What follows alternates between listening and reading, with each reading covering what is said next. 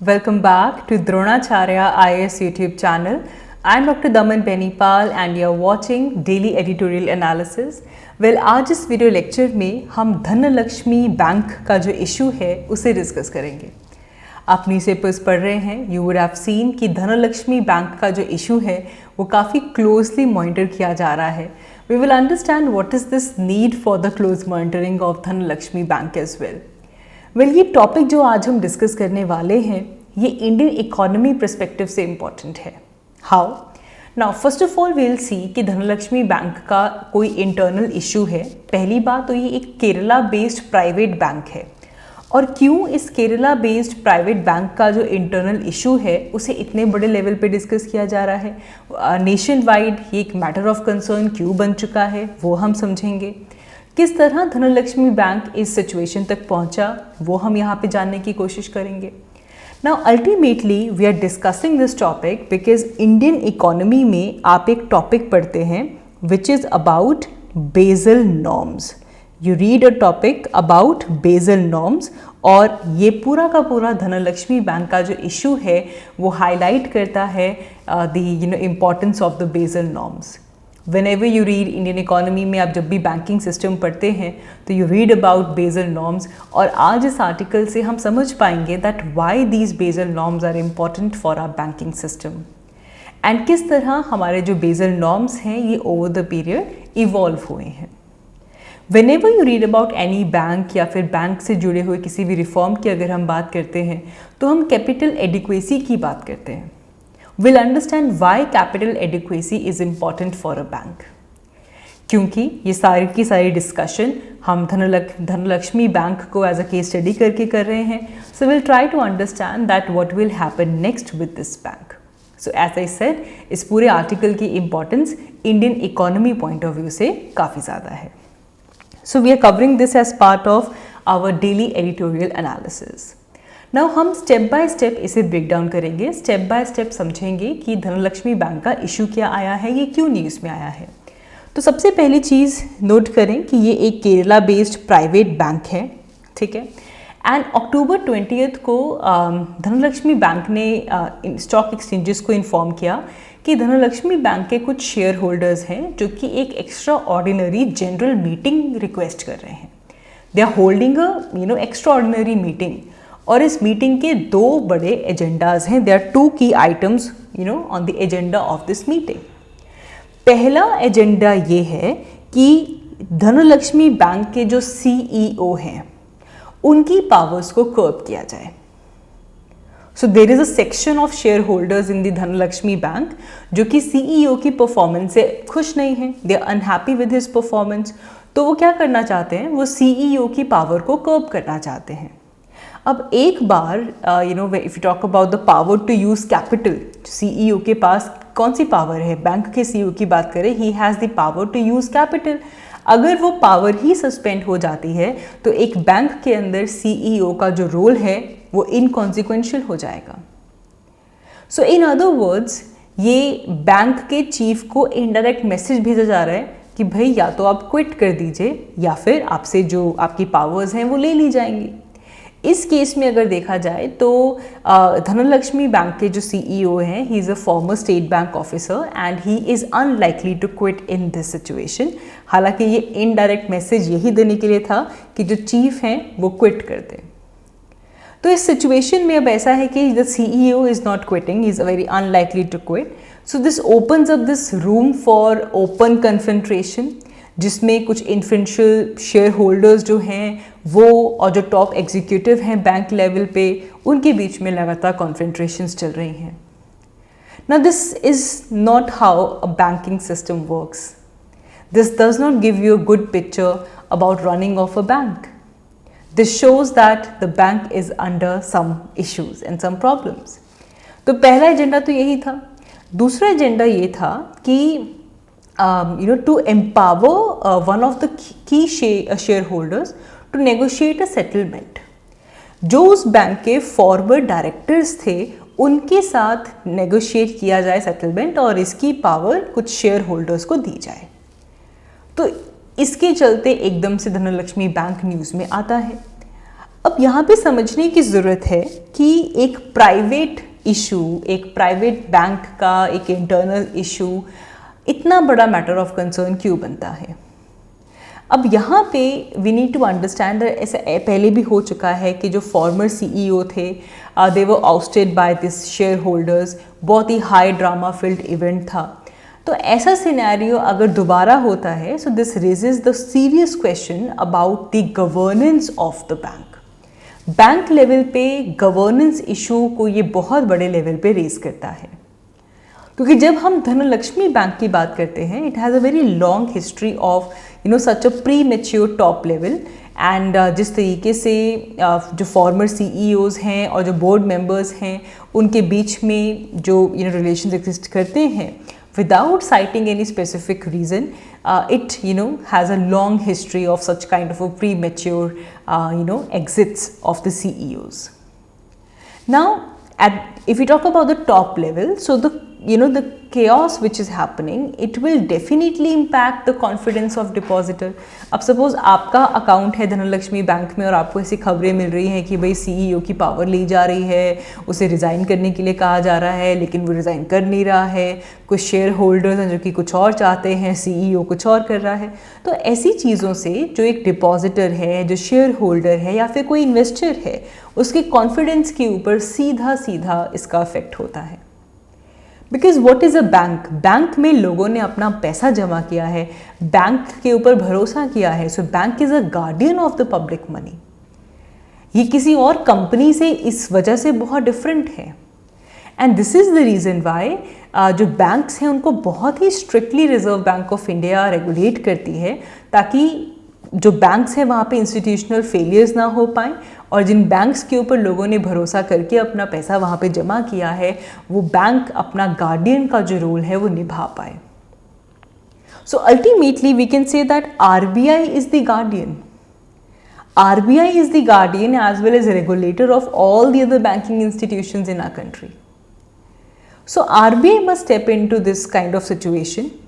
They should bring back order in this bank, and उसी के साथ साथ वहाँ पे जो organizational level की जो stability है उसे भी इंश्योर करना होगा।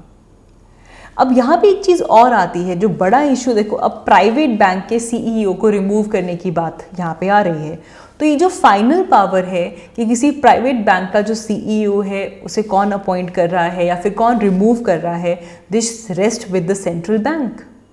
और अगर किसी भी तरह के चेंजेस होते हैं, it will happen only after the approval of the RBI। RBI has this nominee directors, पूरा बोर्ड्स ऑफ बैंक होता है and they have nominee directors. लेकिन क्या ये डायरेक्टर्स अपनी फुल एबिलिटी शो कर पा रहे हैं? बिकॉज जिस तरह सिचुएशन करंटली है, the matter of debate is, अगर आप पास्ट डेवलपमेंट्स देखें तो ये क्वेश्चन बार बार रेज होता है that the RBI has this nominee directors on the board of bank, but these directors have shown their ability to fulfill their duties, right? So किस तरह Dhanlaxmi bank इस सिचुएशन पे पहुंचा है? How did Dhanlaxmi bank get to this situation? देखो Dhanlaxmi bank की अगर हम बात करें तो वहाँ पे capital to risk weighted assets की अगर हम रेशियो की बात करें, very very very important term, capital to risk weighted assets, CRAR। सीधा सीधा क्वेश्चन आया हुआ है यूपीएससी में, आप अपनी इकोनॉमी की क्लासेस में इसके बारे में पढ़ते हैं। Capital to risk weighted assets, एक बैंक के रिस्क वेटेड एसेट्स को कंपेयर किया जाता है with the capital. So Dhanlaxmi bank का CRAR ड्रॉप हो जाता है by the end of the March this year around 13%। इससे पहले 14.5% capital to risk weighted assets थे, लेकिन वो डिक्रीज हो जाते हैं टू 13%। जिसके बाद RBI इस बैंक की फाइनेंशियल हेल्थ को लेकर it comes as it highlights, RBI take a stock, it जो कैपिटल है वो रेज की जाती है यहाँ पे, ताकि जो बैंक की फाइनेंशियल हेल्थ है वो मेंटेन रहे। क्योंकि करंटली अगर हम बेसल 3 नॉर्म्स की बात करें, हेयर कम्स योर स्टडी जो आपके बेसिक GS में आप पढ़ते हैं, जो बेसल 3 नॉर्म्स हैं they are adopted by the financial regulators all across the globe banks. तो उसके अकॉर्डिंगली हर एक बैंक को अपना CRAR 9% या उससे अबव मेंटेन करना होता है। तो क्योंकि RBI ने देखा कि भाई पहले 14.5 था, एक साल गुजरते ही 13% पे आ गया, तो RBI the move to increase the oversight was the response, क्योंकि वो देख रहे थे कि धनलक्ष्मी बैंक का जो कैपिटल एडिक्वेसी है वो डिटेरियोरेट कर रहा है। So it should be noted, क्योंकि जो धनलक्ष्मी बैंक का जो कैपिटल एडिक्वेसी था वो काफ़ी ज़्यादा ड्रॉप हो चुका था, जितना स्टिपुलेटेड स्टैंडर्ड्स थे इन द पास्ट उससे ज़्यादा बढ़ चुका था, उससे ज़्यादा गिर चुका था। एंड देयरफॉर धनलक्ष्मी बैंक को प्रॉम्प्ट करेक्टिव एक्शन फ्रेमवर्क के अंदर डाला गया। RBI से डील कर रहा था कि भाई उसकी जो फाइनेंशियल पोजीशन है उसे सिक्योर किया जा सके।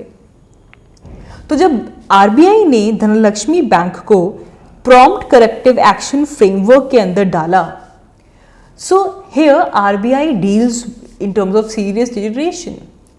RBI बहुत सारी restrictions लगा देता है इस तरह के, क्योंकि अब देखो किसी बैंक का अगर कैपिटल डिक्रीज हो रहा है, एडिक्वेसी कम हो रहा है, तो इट मीन्स दैट कि वो बैंक ट्रबल्ड है। तो ऐसे केस में उतनी लेंडिंग वो नहीं कर पाएगा, तो लेंडिंग के ऊपर रिस्ट्रिक्शंस लगाए जाते हैं और बहुत ही क्लोज लुक रखा जाता है जब तक कि बैंक की जो फाइनेंशियल पोजीशन है, जो फाइनेंशियल सिचुएशन है वो इम्प्रूव नहीं होती। एंड इस टाइम पे धनलक्ष्मी बैंक को एक्यूज़ किया गया कि वहाँ पे माइनॉरिटी स्टेक शेयर होल्डर्स ऐसे हैं जो कि मिसमैनेजमेंट वहाँ पे हो रही है, न्यू लोकेशंस पे, न्यू जोग्राफीज़ में बैंक को एक्सपैंड किया जा रहा है और बहुत ही अनएक्सपेक्टेड एक्सपेंसेस में राइज हो रहे हैं। तो ये मैनेजमेंट को इनएडिक्वेट डिस्क्लोजर ऑफ इंफॉर्मेशन के लिए भी एक्यूज़ किया गया कि जो बैंक की कॉस्ट है, जो एक्सपेंसेस हैं, वो यहाँ पे राइज हो रहे हैं। ये सभी इश्यूज यहाँ पे आ रहे हैं। एक तरफ वहाँ पे कैपिटल एडिक्वेसी पूरी नहीं हो रही है, प्रॉम्प्ट करेक्टिव फ्रेमवर्क के अंदर डाला गया है जहाँ पे RBI स्ट्रिक्टली लेंडिंग कैपेसिटी को देख रहा है, लेंडिंग को रेगुलेट कर रहा है, और दूसरी तरफ कुछ शेयर होल्डर्स बैंक का जो एक्सपेंडिचर है उसे बढ़ाते जा रहे हैं। ठीक है, तो ये वहाँ पे सिचुएशन चल रही थी जिसकी वजह से धनलक्ष्मी बैंक न्यूज़ में रहा। अब यहाँ पे हम बेजल नॉर्म्स की बात कर रहे हैं। बेजल नॉर्म्स या फिर जिनको बेजल अकॉर्ड्स भी आप कह सकते हैं, these are basically regulations which are issued by Basel Committee on Banking Supervision. ये इंटरनेशनल बैंकिंग रेगुलेशन है, सिर्फ इंडिया के बैंक्स के ऊपर नहीं लगती। इंटरनेशनली जितनी भी बैंकिंग है, बैंक्स रेगुलेशंस हैं, वो Basel committee on banking supervision के अकॉर्डिंगली लगाई जाती हैं और बेजल नॉर्म्स उसका नतीजा है। तो ये जो कमिटी है, Basel committee on banking supervision, ये एक स्टैंडर्ड सेटर है। ग्लोबली कैसा स्टैंडर्ड रहेगा in terms of regulating the banks and the providers, ये उसका प्राइमरी ग्लोबल सेटर है। ये एक ऐसी फर्म है जहाँ पे रेगुलरली किस तरह से बैंकिंग को और कोऑपरेटिव बनाया जाए और सुपरविजरी मेजर्स लेके आए जाएं, कुछ और मैटर सेंट्रल बैंक पे पहुँचे, वो सब यहाँ पे डिस्कस किए जाते हैं। This was established by central bank governors of the group of 10 countries in 1974, जिसके बाद इस कंट्री की जो मेंबरशिप है उसे एक्सपैंड किया जाता है। 2009 में एक्सपैंड किया गया था, 2014 में एक्सपैंड किया गया था, and currently it has somewhat around 45 members. Now Basel norms क्या है? Basel norms are basically effort जिससे कि जो बैंकिंग रेगुलेशंस हैं ऑल अक्रॉस द ग्लोब, एक तो उनके बीच में कोऑर्डिनेशन आती है। Basel norms is a way जिससे कि इंटरनेशनल बैंकिंग सिस्टम को स्ट्रेंथन अप किया जाता है। बेजल कमेटी कुछ मेजर्स यहाँ पे रिकमेंड करती है, कुछ कि किस तरीके से रेगुलेशन को स्ट्रेंथन किया जाए, किस तरह से सुपरविजन की जाए बैंक्स की, अगर कोई बैंक ट्रबल्ड है तो वहाँ पे रिस्क मैनेजमेंट कैसे की जाए, तो उसके स्टैंडर्ड्स, उसके मेजर्स यहाँ पे सजेस्ट किए जाते हैं। बेजल स्टैंडर्ड्स कुछ मिनिमम रिक्वायरमेंट्स होती हैं जो कि हर एक इंटरनेशनली एक्टिव बैंक को पूरी करनी पड़ती हैं। It is a regulatory framework जो कि आपको वॉलेंट्री बेसिस पे ग्लोबल स्केल पे फॉलो करना होता है। एंड ओवर द ईयर्स जो बेजल नॉर्म्स हैं ये काफ़ी ज़्यादा इवॉल्व हुए हैं। बेजल कमेटी ने अभी तक 3 सेट्स ऑफ रेगुलेशंस इशू किए हैं। पहले सेट को बेजल 1 कहते हैं, फिर दूसरा सेट आता है उसे बेजल 2 कहते हैं, और फिर थर्ड जो लेटेस्ट सेट है उसे बेजल 3 नॉर्म्स कहते हैं। जो फर्स्ट सेट था Basel 1, this was introduced in 1988। इसमें मेनली क्रेडिट रिस्क के ऊपर फोकस किया गया। व्हाट इज क्रेडिट रिस्क, कि क्या पॉसिबिलिटी है in the possibility of a loss resulting from a borrowers failure.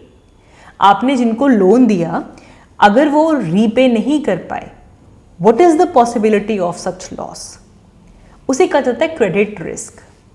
Traditionally इसका मतलब है कि द लेंडर में नॉट रिसीव, जो बैंक है, जो लेंडर है, उसको उनका प्रिंसिपल और इंटरेस्ट अगर वापस नहीं मिल रहा है, दैट इज द रिस्क। तो क्रेडिट रिस्क कितना है उसके ऊपर फोकस किया जाए।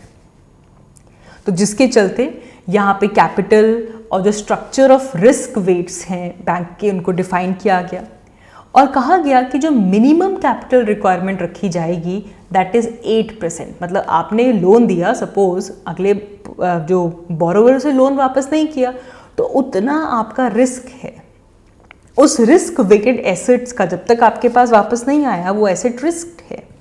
उस रिस्क वेटेड एसेट का 8% कैपिटल रिक्वायरमेंट बैंक को रखनी पड़ेगी ताकि बैंक फेल ना हो। तो ये जो रिस्क वेटेड एसेट्स हैं उनमें डिफरेंट रिस्क प्रोफाइल्स को असेस किया जाता था कि भाई कोई एसेट है जो कोलेट्रल से बैक्ड है, तो अगर किसी ने कोलेट्रल दिया है तो रिस्क कम हो गया, लेकिन अगर कोई पर्सनल लोन है जिसमें कोई कोलेट्रल नहीं है तो रिस्क बढ़ गया।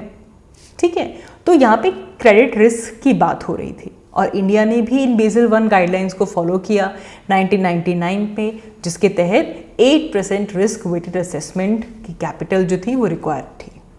फिर उसके बाद आता है बेसल 2, ये 2004 में आता है।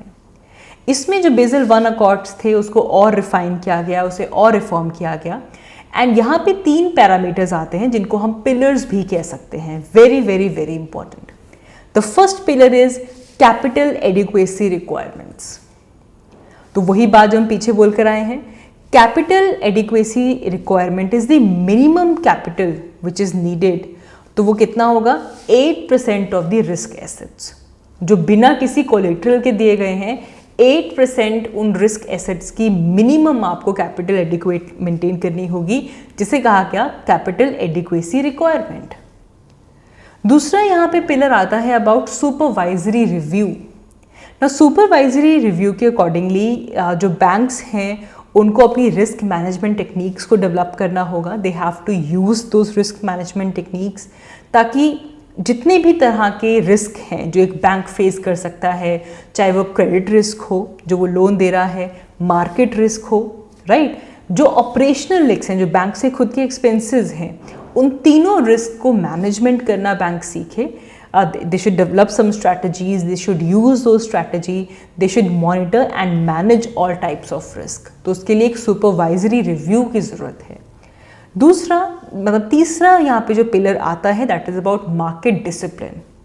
इसमें ये कहा गया कि जो डिस्क्लोजर इन रिक्वायरमेंट्स हैं हमें उन्हें बढ़ाना होगा। बैंक्स को अपना कैपिटल एडिक्वेसी रेशियो जो है वो डिस्क्लोज करनी होगी, उनका रिस्क एक्सपोजर जो है वो डिस्पोज करना होगा। किससे? To the central bank. Central bank जो कि गार्डियन है पब्लिक मनी का, उसको पता होना चाहिए कि इस पर्टिकुलर बैंक का CAR कितना है, रिस्क एक्सपोजर कितना है। तो मार्केट में जो डिसिप्लिन है by disclosing some of the requirements that is needed. तो ये बेसल 2 नॉर्म्स थे। जिसके बाद करंट नॉर्म्स आते हैं विच इज़ बेसल 3। ना बेसल 3 कुछ जब 2008 का 2007-2009 का जो फाइनेंशियल क्राइसिस था उसके रिस्पॉन्स में बेसल 3 आता है, क्योंकि इस फाइनेंशियल क्राइसिस ने ये दिखा दिया कि भाई हमारा जो फाइनेंशियल सिस्टम है, जो बैंकिंग सिस्टम है, even in the developed economies, इन्हें हमें और स्ट्रेंथन अप करना होगा। बिकॉज इस फाइनेंशियल क्राइसिस ने हाईलाइट किया कि the banks were under capitalised and एक तरफ अंडर कैपिटलाइज थे, ऊपर से जो लिवरेजेस थे वो ज़्यादा थे, they were over leveraged and banks were relying more on short term funding. तो यहाँ पे ये फील किया गया कि भाई क्वांटिटी और क्वालिटी जो है इनको समझना ज़रूरी है। The quantity and quality of capital under Basel 2 is very inefficient अगर किसी तरह का रिस्क अगर आता है तो इसीलिए बेसल 3 गाइडलाइंस आती हैं। इन बेसल 3 गाइडलाइंस का एम था कि बैंकिंग सिस्टम को और रिजिलिएंट बनाया जाए और अब बैंकिंग की कैपिटल पे ध्यान दिया जाए, लेवरेज पे ध्यान दिया जाए, फंडिंग को भी देखा जाए और लिक्विडिटी के ऊपर भी काम किया जाए। सबसे पहले अगर हम कैपिटल की बात करें तो अब क्या कहा गया कि जो कैपिटल एडिक्वेसी रेशियो है उसे 12.9% पे मेंटेन किया जाएगा। जो मिनिमम टायर 1 कैपिटल रेशियो है या फिर टायर 2 कैपिटल रेशियो है, that has to be managed at 10.5 to 2% of the risk weighted assets। Banks को कैपिटल कंजर्वेशन बफर भी मेंटेन करके रखना था। एक बफर भी आप रखोगे कितना, 2.5% का, और इसको भी काउंटर करने के लिए काउंटर साइक्लिक बफर रखोगे ऑफ 0 to 2.5% का। ठीक है, बफर भी यहां पे आ गया। Tier 2 capital they are less reliable tier 1 capital की कंपैरिजन में, therefore it is more difficult to accurately calculate and more difficult to liquidate as well। तो कैपिटल को लेकर भी यहाँ पे कुछ गाइडलाइंस आई। फिर लेवरेज रेशियो जो बैंक्स की है, जो टायर 1 कैपिटल है, उनका जो टोटल कंसोलिडेटेड एसेट्स हैं, तो कहा गया कि एटलीस्ट 3% लेवरेज रेट जो है, रेशियो जो है वो होनी चाहिए। फिर फंडिंग और लिक्विडिटी के बीच में भी कुछ रेशियोज आती हैं, LCR and NSFR। LCR is liquidity coverage ratio। Liquidity coverage ratio is basically banks are required कि वो कुछ high quality liquid assets को बफर में रखें, ताकि अगर कोई कैश आउटफ्लो हो रहे हैं, सपोज कोई शॉर्ट टर्म स्ट्रेस अगर आ गया, कैश बाहर जा रहा है, तो उससे बैंक डील कर सके, ताकि बैंक रन जैसी सिचुएशन ना हो। गोल यही है कि भाई अगर इस तरह का सिनेरियो है भी कि लोग अपना पैसा बाहर निकाल रहे हैं, कैश इनफ्लो हो रहा है, तो ऐसे केस में बैंक के पास इतना लिक्विडिटी होना चाहिए, इतना अमाउंट होना चाहिए कि वो 30 डेज तक ऐसी स्ट्रेस भरी सिचुएशन के अंदर एग्जिस्ट कर पाए। 30 डेज जितना तक का उनको बफर बना के रखना होगा। और फिर यहीं पे नेट स्टेबल फंड रेट की भी बात की गई कि बैंक्स को एक स्टेबल फंडिंग प्रोफाइल मेंटेन करनी होगी उनकी जो बैलेंस शीट एसेट्स हैं उनके रिलेशन में, because the net stable fund rate it basically require that banks have to fund their activities, जिससे कि वो स्टेबल फाइनेंस जनरेट कर पाए। तो जो मिनिमम NSFR रिक्वायरमेंट रखी गई वो थी 100%, शॉर्ट टर्म रेजिलियंस 30 डेज के लिए, LCR और NSFR को मीडियम टर्म रेजिलियंस के लिए 1 ईयर तक तय किया गया। और डेडलाइन रखी गई कि ये जो जितनी भी ये जो न्यू हमारे पास रेगुलेशंस आई हैं बेज़ल 3 की, ये 2019 मार्च में तक हमने इम्प्लीमेंट की, लेकिन फिर इसको मार्च 2020 तक पोस्टपोन किया गया कि कोरोना वायरस पैंडेमिक आ गया था। फिर RBI ने कहा कि भाई 6 मंथ्स और ले लीजिए आप टू इम्प्लीमेंट दिस। तो it was extending more time under Basel 3। तो इसका मतलब जो बैंक्स हैं, बैंक्स के ऊपर अभी भी लोअर कैपिटल बर्डन था, क्योंकि जो भी प्रोविजनिंग रिक्वायरमेंट थी जो NPA थे उनके टर्म्स में। तो यहाँ से हमें ये दिख रहा है कि ये पूरे के पूरे जो बेज़ल नॉर्म्स हैं वहाँ पे कैपिटल एडिक्वेसी के ऊपर फोकस किया जा रहा है। देखो, बैंक जो है वो डिफरेंट टाइप्स ऑफ बोरोअर्स को पैसा देता है और हर एक बोरोअर अपना एक रिस्क फैक्टर के साथ आता है। तो बैंक्स अलग अलग तरह के रिस्क फैक्टर से डील करता है। कभी कभी क्या होता है कि जो रिस्क ऑफ डिफॉल्ट है, as a result they fall at times. तो इसीलिए बैंक्स को कुछ परसेंटेज कैपिटल का सिक्योरिटी के तौर पे रखना पड़ता है कि भाई ऐसा ना हो कि हम रिकवरी नहीं कर पा रहे हैं और कोई डिफ़ॉल्ट हो गया तो उसके लिए कुछ परसेंटेज हमने कैपिटल का साइड में रखा हुआ है। तो वही बन जाता है हमारा कैपिटल एडिक्वेसी रेशियो और capital to risk weighted assets ratio. ये बैंक की वो कैपिटल है जो कि जो रिस्क एसेट्स हैं उसके कंपैरिजन में रखे गए हैं, या फिर जो बैंक की जो करंट लायबिलिटीज़ हैं उसके रिस्पॉन्स में रखे गए हैं। इट इज़ अ रेशियो जो कि बैंक की जो वैल्यू है, जो कैपिटल है, जो नेट वर्थ है, उससे कंपेयर करके और उसने कितना रिस्क एसेट्स दिए हुए हैं उसके हिसाब से इसे गॉज किया जाता है कि भाई कितना इंसॉल्वेंसी का रिस्क एक बैंक फेस कर रहा है। What is insolvency? कि भाई जिसको आपने पैसे दिए वो आपको पैसे वापस नहीं दे पा रहा है. It is the inability to pay back the creditor. ठीक है, तो जितना रिस्कियर एक एसेट होता है एक बैंक की बैलेंस शीट में, उसको उतनी ज़्यादा वेटेज दी जाती है, तो उसके बदले में बैंक को उतनी ही अमाउंट कैपिटल एडिक्वेसी में ज़्यादा देनी पड़ेगी, जिससे कि जो कैपिटल एडिक्वेसी है बैंक की वो ड्रॉप हो जाती है. तो इसका मतलब ये है कि वो सिग्नल करता है कि भाई जो बैंक है वो इंसॉल्वेंसी की तरफ बढ़ता जा रहा है. सो देयरफॉर जो बैंक की कैपिटल पोजीशन है, इसे आप कंफ्यूज मत करो कि बैंक के पास कितना पैसा है उनके वॉल्ट के अंदर. नो, वो सिर्फ और सिर्फ बैंक रन जैसे सिचुएशन क्रिएट ना हो उससे डील करने के लिए रखा गया है.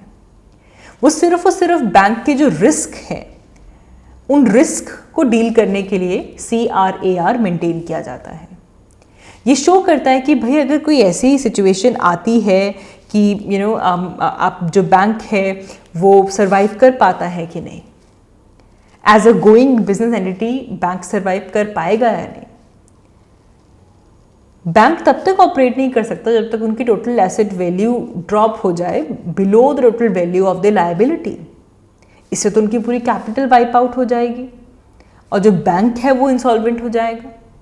देयरफॉर एक जो बफर है, जो कैपिटल एडिक्वेसी है, वो मेंटेन रखी जाती है. जो बैंकिंग रेगुलेशंस है कि बेसल 3 नॉर्म्स जो हैं वो बहुत ही क्लोजली देखते हैं कि जो कैपिटल एडिक्वेसी है बैंक्स की, उनके अंदर क्या चेंजेस आ रहे हैं, ताकि वो पहले ही ऐसे सिचुएशन को प्रिवेंट कर पाए, कोई जो बैंक है वो फेल ना हो पाए, क्योंकि ultimately it will have a severe impact on the economy. So the ratio is even utilized by depositor also. इनसे जो एफिशिएंसी है, जो स्टेबिलिटी है फाइनेंशियल सिस्टम की, वो ओवरऑल बूस्ट होती है. Right? So I hope now you would have understand कि एक बैंक के लिए कैपिटल एडिक्वेसी कितनी इंपॉर्टेंट है और किस तरह बेसल नॉर्म्स इवॉल्व हुए हैं. Now we are at this point where we are more focusing on the capital adequacy, liquidity, leverage and all such things. So Basel norms becomes very, very important from this particular news article. So that is all for this video. आज की इस video के लिए इतना ही. Thank you so much for watching. I will see you all in my next one. Thank you.